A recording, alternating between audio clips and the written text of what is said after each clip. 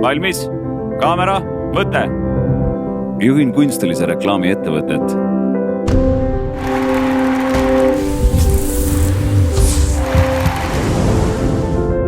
Mulle meeldib minu töö. Meeldib katsetada kompositsiooni, valguse, näitlemisega. Kuid kõige enam köidavad mind lood. Elavad lood. Olen veendunud, et minu elus tuleb aeg, kui hakkan ise filmi tegema. Olen vihane.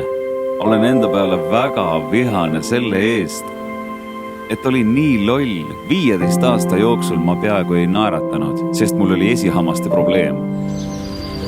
Mulle tundus, et on palju olulisemaid asju kui hambaarstile minek. Mõtlesin kohe nüüd, järgmisel nädalal, järgmisel kuul. Ja nii möödusid aastad. Mõnikord ei saa me aru, kui kiiresti aeg möödub. Tugevus tähendab otsustamist.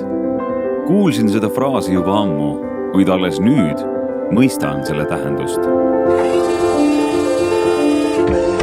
Elame ülitehnoloogilisel ajal.